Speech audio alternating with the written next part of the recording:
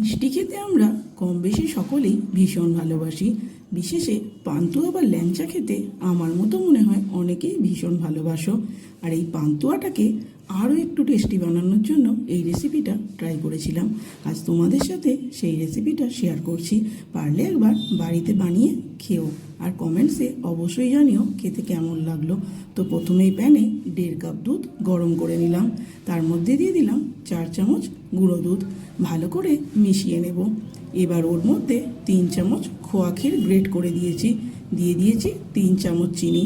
সব কিছু ভালো করে মিশিয়ে একদম 1 চিমটি জাস্ট ইয়েলো ফুড কালার দিয়েছি। আমার কাছে কেশর ছিল না বলেই ফুড কালারটা ইউজ করেছি, তোমরা চাইলে কেশরটাই দেবে। তো এবার ভালো করে এই দুধটাকে আমি জাল করে ঘন করে নেব। একটা পাত্রে পান্তুয়াগুলোকে সাজিয়ে নিয়েছি, তার উপরে এই মালাইটা হালকা একটুখানি গরম থাকা অবস্থায় ঢেলে দেব। ওপর থেকে একটু কাজু বাদাম, একটু আলমন্ড আর একটু পেস্তা একটু গুঁড়ো করে ওপর থেকে ছড়িয়ে দেব। এবার ফ্রিজে রেখে ঠান্ডা করে এটাকে সার্ভ করো ঠান্ডা ঠান্ডা। খেতে কেমন লাগলো অবশ্যই কমেন্টসে জানিও, আর ভালো লাগলে একটা লাইক করো। বাড়িতে বানিয়ে জানিও কিন্তু খেতে কেমন লাগলো এই জামাই ষষ্ঠী স্পেশাল মালাই পান্তুয়াটা।